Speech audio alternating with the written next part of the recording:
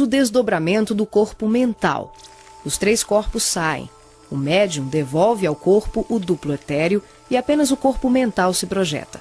A animação demonstra que em qualquer tipo de desdobramento, os corpos permanecem conectados entre si através do cordão de prata e dos fluxos energéticos. Em relação ao corpo mental, ocorre muito mais um fluxo mento-emotivo que propriamente um cordão densificado, como mostra o vídeo. Esse tipo de projeção permite ao médium se deslocar para qualquer lugar do universo com uma percepção muito maior, visitando regiões astrais e mundos superiores que estão bem além das colônias de transição, geralmente descritas na literatura espírita. O corpo mental é o envoltório sutil da mente. Tem a forma ovalada ou ovoide, que define o formato da totalidade da nossa aura. O mental também é o responsável pela formação do corpo perispiritual ou corpo astral. É o corpo que permanece quando perdemos os demais corpos, por avanço evolutivo, por desequilíbrio profundo, como na ovoidização, ou em operações atinentes a certos renascimentos na crosta terrena. É por essa razão que os espíritos que perderam os corpos mais densos, corpo físico, duplo etérico e corpo astral, por monodeísmo, permanecendo envolvidos apenas pela túnica mental, são chamados de ovoides ou esféricos. Essa animação exemplifica como se dá a interação por expansão da consciência, sem que haja nenhuma dissociação dos corpos densos e sutis. As percepções dos mundos astral e mental, além das comunicações mediúnicas especiais, como a recepção de correntes de pensamentos, podem ser realizadas sem que haja o desdobramento de nenhum dos nossos corpos. Esse fenômeno se manifesta pela expansão simples e ampla da consciência.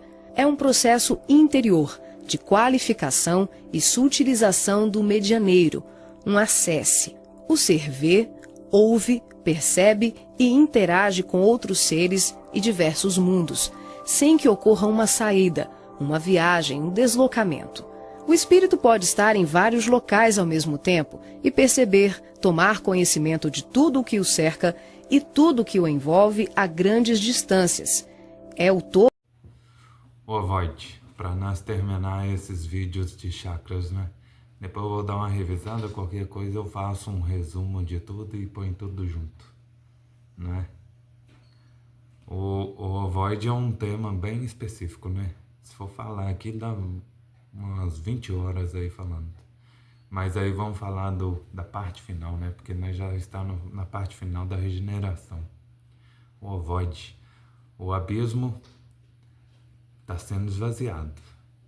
E nisso os magros negros, os espíritos mais fortes lá do mal, vai sair de lá. E quando ele chegar aqui na camada terrestre aqui, onde nós vivemos, vão pegar esses espíritos aí que ficam perturbando as pessoas aí e colocar eles para ser escravos, né? Os que não forem, o que vai acontecer com eles? Os magros negros vão destruir o perispírito deles e eles vão virar ovoide. Aí os ovoides e os magros negros vão conseguir usar eles para perturbar as pessoas, né? Vamos explicar aí mais adiante. Se inscreve no canal e dá seu like aí. Vamos lá pro ovoide. Fiz um relatório aqui, ficou grande, ó. Deu uma folha e uma página. Grandão. Precisar da água, a água solarizada e a água azul aí, ó. Você tá fazendo só água azul? Depois você vê um vídeo aí da água azul. Água solarizada, né? A azul e a verde. A verde é para curar. A azul é para harmonizar, não é? A azul é a cor dos deuses. Quando nós for vir Jesus aí, ele vai vir na nave azul dele. 6 horas até as 8 aí dá para ver a nave extraterrestre passando azul. Bonito demais. Fui caminhar, quarta-feira eu fui caminhar 6 horas da tarde para ver o pôr do sol e fiquei lá, sentado no escuro lá. O povo passava lá caminhando também, ficava vendo eu lá no escuro sentado lá. Aí passou um azul lá, você tá doido, bonito demais. 6 horas. Perto das Três Marias, Você consegue identificar as Três Marias aí no céu? Ela tá ficando de 6 horas até umas 9 horas, né? Agora tá... Daqui uns dias a constelação minha vai aparecer no céu, a Escorpião. Aí no Escorpião é o horário, né? 5 horas da manhã, eles passam também, dá pra ver também. Vamos lá então pro relatório que é grande. Ovoide, recebemos a respeito desses parasitas e deixar claro isso quando afirma. No caso do parasitismo e do vampirismo, todo rigor é pouco, pois os erros e os enganos de interpretação podem levar os trabalhos de cura a descaminhos perigosos. Os ovoides parasitam sobre suas vítimas, na maioria das vezes por afinidade ou vingança. Isso ocorre porque, como em tudo na natureza, ocorre a busca do equilíbrio pelas trocas energéticas. As trocas se fazem ao nível do perispírito, do corpo físico e da mente. Fluidos mentais, perispirituais e fisiológicos são assimilados ou eliminados, alterando-se o estado mental, perispiritual e fisiológico. Destas trocas pode resultar aquilo que André Luiz chamou de infecções fluídicas, quando desencarnados atuam sobre encarnados, empolgando-lhes a imaginação com formas mentais monstruosas, determinando o colapso cerebral com arrasadora loucura, a dependência em que o homem se acha. Algumas vezes, em relação aos espíritos inferiores, provém de sua entrega aos maus pensamentos que estes lhe sugerem, e não de quaisquer acordos feitos entre eles. O pacto, no sentido vulgar do termo, é uma alegoria que simboliza uma natureza má simpatizando com espíritos malfazejos. Emmanuel complementa: em verdade, os espíritos são atraídos pelos pensamentos e não pelas coisas materiais, que são utilizadas como bengalas psicológicas para alcançar seu objetivo, para evitar ou afastar esses seres. É necessário conhecimento espiritual, reforma íntima e, acima de tudo, compreensão tanto de que o é seu obsessor, quanto os motivos que ele vampiriza. Na maioria das vezes, os fatores sexuais e viciosos são de maior pertinência. Tudo se concentra no corpo mental, que é a sede do pensamento. Este comanda tudo, tendo a formação sutil, urdida em recursos dinâmicos, extremamente porosa, plástica e amorfo. É o único corpo que não sofre lesões ou alterações. O corpo mental modela o corpo perispiritual, que é um corpo semimaterial, sendo este mutável, perecível. E se perdem então as informações e características do ser armazenadas no corpo mental. O corpo perispiritual modela o corpo físico. Este também sofre alterações e lesões, de acordo com suas atitudes e sentimentos. A alma encarnada ou desencarnada está envolvida em um campo de irradiação resultante de sinergias provenientes das células do corpo físico, das células do corpo perispiritual e do corpo mental, constituindo uma aura ou halo magnético. As zonas inferiores possuem um padrão de energia denso, negativo, onde reinam os sentimentos primitivos de ódio, vingança, ira e revolta. A entidade desencarnada em desequilíbrio profundo, agora, passa a habitar sua nova casa, sofrendo as influências do meio ambiente em que vive. É fixada em desejos de vingança ou em apegos doentios sobre os vícios que deixou ao desenlace do corpo carnal, passa a ser envolvida e influenciada por aqueles que são objeto de perseguição, e, sobretudo, consumida pela ideia fixa de destruição, monodeísmo. Começa então a transformação do seu novo corpo, passando a sofrer o assédio de suas próprias energias inferiores. Atrofiam seus órgãos perispirituais por longo tempo nessas esferas pesadíssimas. Compartilham da mesma corrente mental, influenciando o meio em que agora vive e se deixando também de ser influenciado por comportamentos viciosos. Vão perdendo a forma e se mutilando até chegar à forma ovoide. Muitas vezes a misericórdia divina atua sobre estes irmãos, para que eles não alcancem este processo doloroso, impondo-lhes a reencarnação compulsória. Compulsória é que pega o espírito lá e coloca ele no corpo. Aquelas mulheres que engravidam sem querer, né? Quando vê já está de 5, 6 meses. Essa é uma encarnação compulsória. Não pode ser indesejado não, hein?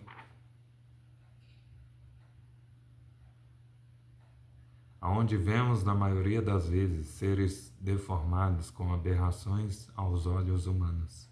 Os pais de seres nestas condições geralmente têm débitos com estes espíritos, servindo de lar de apoio e reajuste para as consciências aprenderem o verdadeiro sentimento que é o amor, tendo sempre auxílio dos bons espíritos, intuindo estes irmãos para vencerem a tarefa que fora deixada para trás, e que agora pedem a reconciliação entre os envolvidos. Este processo de ovoidização acontece também para aqueles espíritos que restringem o processo de reencarnação, vivendo muito tempo nessas zonas de sofrimentos. Eles falam que o Jeová também já está desse jeito. E ele, pelo jeito, ele nunca reencarnou na Terra, né? Ainda falava que era Deus. Mas saber como é que ele conseguiu ficar tanto tempo sem nascer aí. Não havendo outros estímulos a não ser a ideia fixa, o perispírito começa a sofrer mutações. Vai atrofiando-se, tal como acontece aos órgãos do corpo físico, quando paralisados, alimentando-se das vibrações que lhes são afins. O sentimento que percorre em sua mente permanece em circuito fechado, continuamente. Monodeísmo. Ovoide nada mais é do que a transformação do perispírito através dos sentimentos, pensamentos e comportamentos negativos, sendo este moldado pelo corpo mental, que se adapta de acordo com a situação vivida pelo perispírito. Os obsessores desencarnados utilizam-se desses ovoides para intensificar o cerco às suas vítimas e mantendo-as como sanguessuga agarrada à sua vítima, sugando o sangue que serve de alimento nos pontos energéticos, chakras, do nosso corpo físico, como no chakra genésico, no chakra coronário e no chakra esplênico, alimentando-se das energias humanas para sentir o gosto, o cheiro e o sabor da vida material e dos prazeres mundanos, deixados pela morte do corpo físico. Com este assédio, a estrutura espiritual do ser vai ficando enfraquecida. Você que tem vício, de todo jeito você toma ferro, né? Você bebe aí, você acha que tá feliz, aí no outro dia tem a ressaca. E fora que o ovoide ainda pode ficar sugando seu sangue aí, sua energia aí, né? Sangue não, né? Energia, né? Instala-se então o chamado parasitismo espiritual, através do qual o obsediado passa a viver o clima criado pelos obsessores e agravado pelas ondas mentais altamente perturbadoras dos ovoides. É uma subjugação gravíssima que pode lesar o cérebro ou outros órgãos que estejam sendo visados. Mesmo depois da retirada destes ovoides do corpo astral pela equipe socorrista, danos podem ser causados às testelagens sutis do corpo físico, contaminando as células do organismo. Apenas através da reencarnação e de tratamentos espirituais, como o passe magnético, é que os ovoides poderão plasmar outra vez o perispírito, juntamente com a nova forma carnal, mas trazendo consigo as marcas, as deformidades, as lesões provocadas pelos excessos.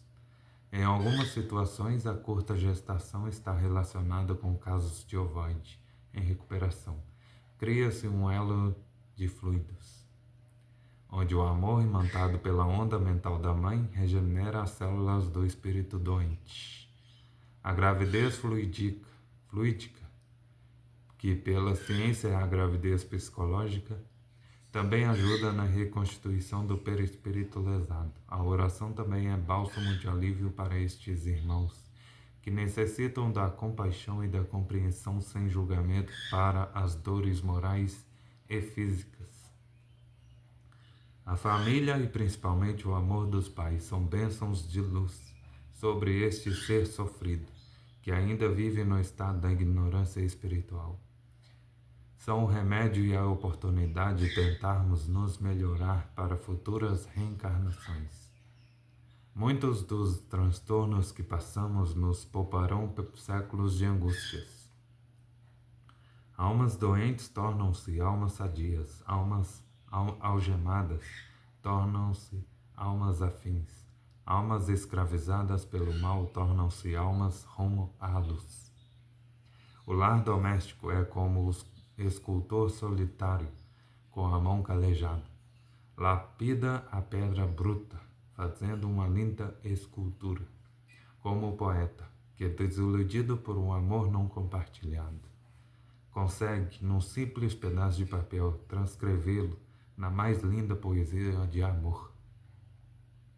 Podemos ainda comparar com o jardineiro que, fiel no labutar da rotina, se espinha nos espinheiros da rosa e mesmo assim consegue contemplar sua beleza e sentir seu aroma. O lar é palco das reconciliações, aperfeiçoamento e treino para exercitarmos em nós mesmos o amor, através da cor, da renúncia e do esforço. É no lar que se criam anticorpos contra o orgulho e o egocentrismo das nossas almas pequenas, desgastando as energias deletérias na transformação do amor fraternal. Há alguns casos nos quais, dentro de um só ovo, há vários outros ovoides.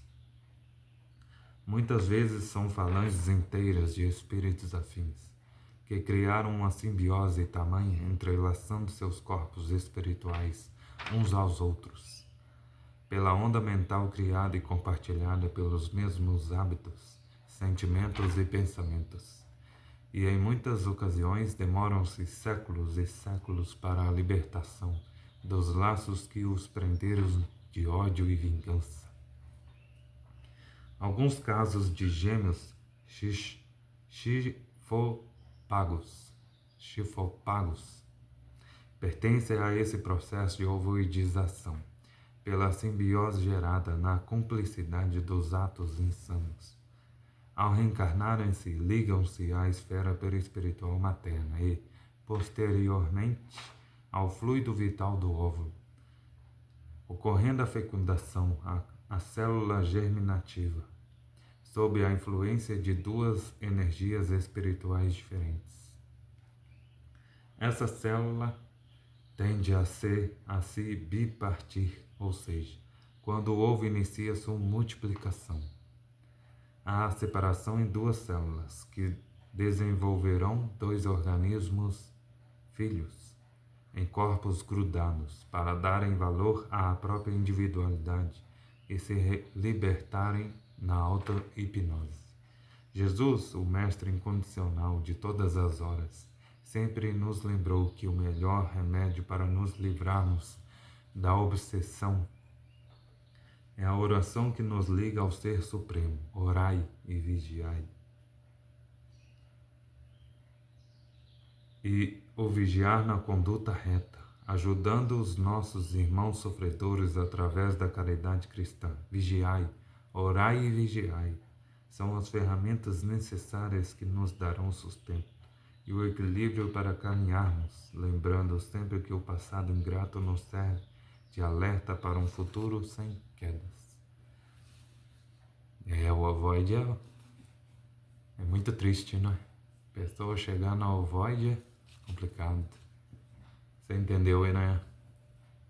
O ovoide é depois de muito sofrimento, muitas coisas ruins que fizemos para as outras pessoas. Muito desastre. Mas ainda tem uma coisa pior que o ovoide ainda. Quando você faz muita coisa errada, a pessoa vai embora para um planeta prisão. Fica lá milhares de anos lá para se recuperar. Pois é. Então vamos melhorar aí, vigiar, orar e ajudar nossos irmãos, não é?